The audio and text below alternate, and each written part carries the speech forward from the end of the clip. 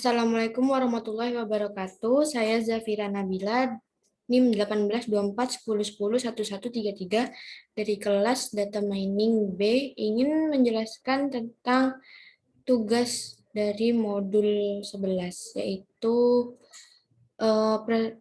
perceptron classifying dan bagging classifier atau ensemble. Nah, di sini yang pertama yaitu soalnya ulangi proses klasifikasi menggunakan perceptron pada dataset Wine dan Biscancer. Masing-masing gunakan perbandingan 0,2, 0,3, dan 0,4 untuk data testingnya dan tuliskan akurasinya. Nah, yang pertama di sini kita harus menuliskan fungsi apa saja yang diperlukan untuk melakukan pengklasifikasian perceptron, yaitu ada scalar dataset, ada scalar standard scalar untuk normalisasi, ada fungsi linear model import perceptron untuk fungsi pengklasifikasian perceptronnya, ada fungsi train test split untuk men-split data testnya, dan ini ada fungsi akurasi score untuk menentukan akurasinya, dan ada import numpy, dan setelah itu ada from Escalon Ensemble Bagging Classifier, ini untuk pengklasifikasian bagging classifier dengan menggunakan ensemble.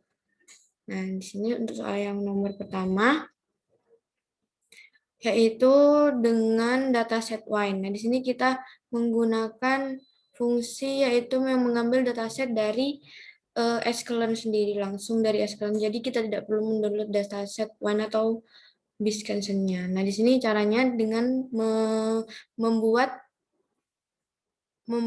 variabel yaitu wine. Terserah mau dikasih nama apa, bisa yang lain.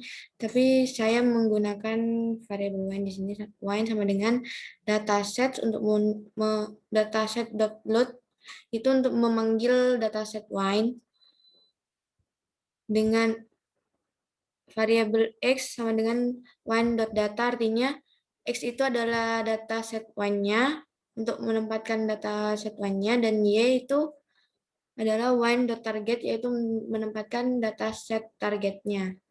Nah, di sini kita menggunakan y sama dengan 2 sama dengan 13, yaitu untuk y-nya sendiri dari dataset y-nya sendiri itu ada 13 kolom atau 13 kelas gitu ya.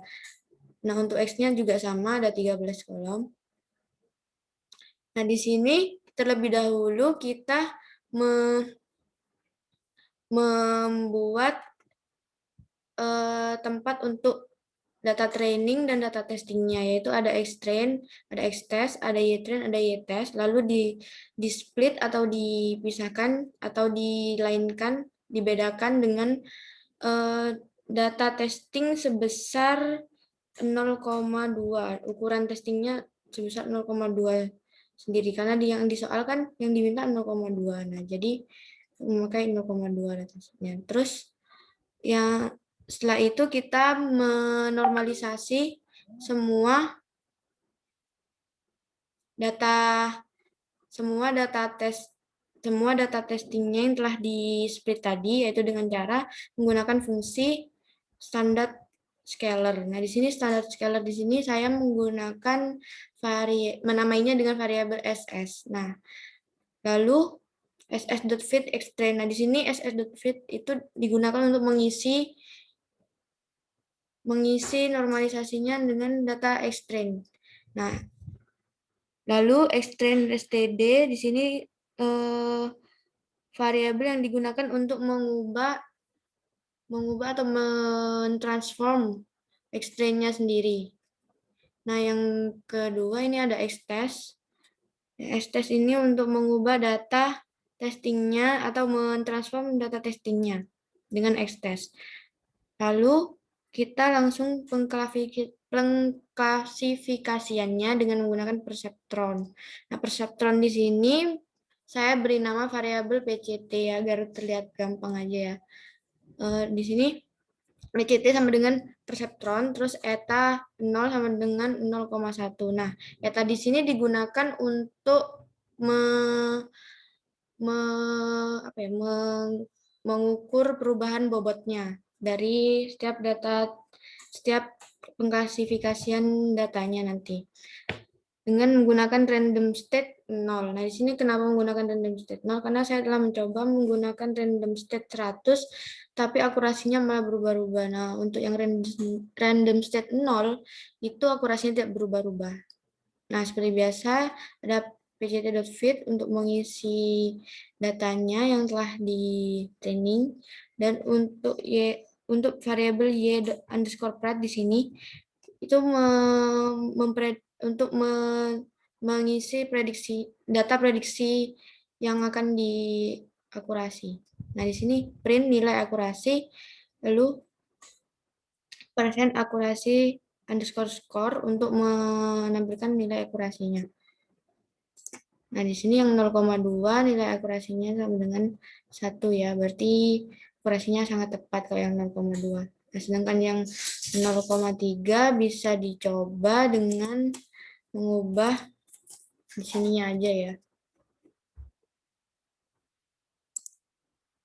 Nah, untuk yang 0,3 juga 1. Terus yang 0,4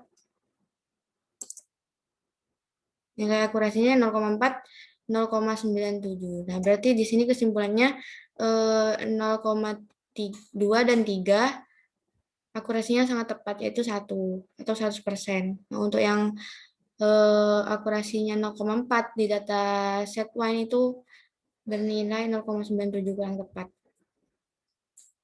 Nah, untuk yang langkah selanjutnya yaitu pada dataset breast cancer, cuman bedanya di memanggil dataset breast cancer-nya sendiri sama, lalu di ininya di banyak indeks atau banyak kelasnya. Untuk prosesnya sama, untuk pertama yaitu menormalisasikan dengan standar scalar, lalu langsung pengklasifikasiannya dengan perseptron. Nah, di sini saya belum menjelaskan apa itu pengklasifikasian perseptron. Nah, pengklasifikasian dengan perseptron di sini yaitu pengklasifikasian secara linear dengan menggunakan data biner.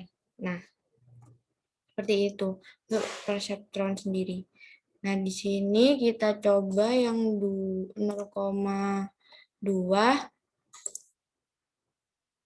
Nah, untuk 0,2 itu nilai akurasinya itu 0,96. Sedangkan untuk yang 0,3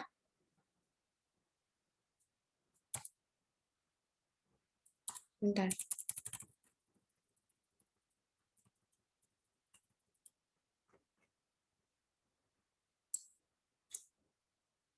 Yang 0,3 sini nilai akurasinya 0,96. Untuk yang 0,4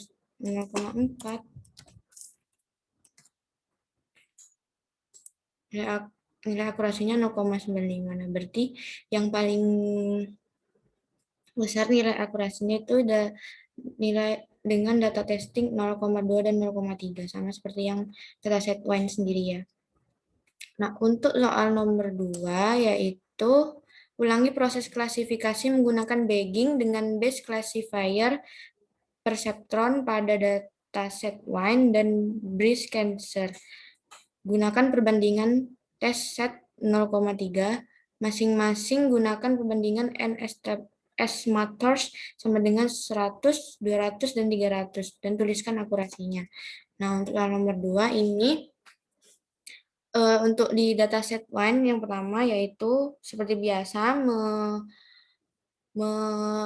split atau melainkan data training, data test dan data testingnya. Nih ada di sini kan ada extend, xtest, ytrain, ytest kan. Lalu di split dengan test size tadi yang diminta soal test size-nya itu kan 0,3. Nah, 0,3. Nah, ini 0,3 ya semuanya. Lalu setelah itu seperti biasa di normalisasi dengan standar scalar dan lalu ketambah lalu karena base-nya itu base bagging classifier atau ensemble itu menggunakan tetap pada perseptron. Jadi di sini tetap ada pengklasifikasian perseptron, namun dengan variabel nama berbeda dengan yang di atas tadi agar tidak terpanggil pada yang sini, jadi dibedakan aja ya. Jadi PCT2 biar biar gampang aja. Dengan nilai eta 0,1, eta 0 sama dengan 0,1 dan random step tetap 0. Lalu karena di sini disuruhnya adalah untuk klasifikasi dengan ensemble atau bagging class, di sini ketambahan untuk klasifikasi bagging classifier. Nah, di sini saya memberi nama variabel BC aja karena lebih gampang ya. Bagging classifier dengan base estimator atau dengan dasar pengklasifikasiannya tetap dengan perseptron, cuman metodenya dengan bagging classifier. Nah, di sini base estimatornya sudah BC2 karena tadi sudah dipanggil di sini. Jadi tinggal memanggil variabelnya aja. Lalu n underscore estimators sama dengan 300. Nah, di sini ini kan n estimators kan tadi di soal untuk diminta 100, 200, dan 300. Nah, di sini n estimators artinya banyak pohonnya yang akan ditampilkan seperti itu. Bukan yang ditampilkan, banyak pohon yang akan diklasifikasi. Nah, ada soal kan diminta 100, 200, dan 300. Dan dengan n underscore jobs sama dengan min 1. Nah, di sini bedanya ensemble classification dengan perceptron classification itu di ensemble klasifikasi itu data-data itu diklasifikasi dengan banyaknya hasil dari kecocokannya dengan data yang lain. Kecocokan dengan data testingnya tadi. Nah, data testingnya misalnya kan bukan data testing ya, mencocokkan datanya dengan testingnya itu, misalkan testingnya itu NJOF-nya ini min 1 atau 1. Nah, di situ misalkan ada 10 data. 10 data itu misalkan yang 8 data itu lebih ke 1. Lalu yang 2 data itu lebih ke min 1. Nah, jadi di situ nanti hasilnya yaitu min 1 karena lebih banyak data yang cocoknya ke 1 gitu. Untuk penjelasan bagging classifier atau ensemble classifier-nya. Nah, di sini seperti biasa untuk mengisi bagging classifier-nya itu menggunakan bc.fit ya. .fit itu untuk mengisi. Terus menentukan prediksinya dan mengisinya dengan prediksi dari S-test yang sudah ditransform tadi di sini. Nah, dengan akurasi sama dengan akurasi underscore score, yaitu akurasinya untuk mengukur nilai menampilkan nilai akurasinya, dan untuk yang 100 dengan n estimator 100 di sini nilai akurasinya 0,98, untuk yang 200 nilai akurasinya itu 0,96, untuk yang 300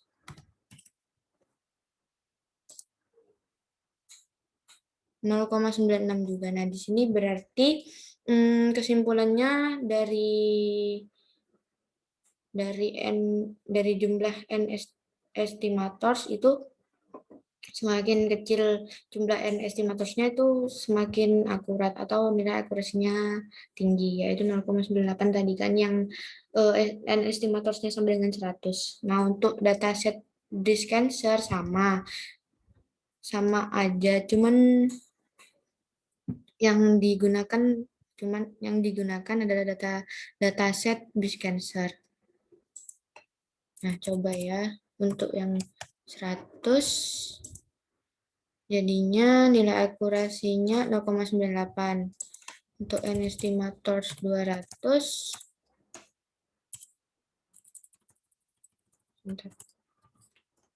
n estimator 200, nilai akurasinya 0,98.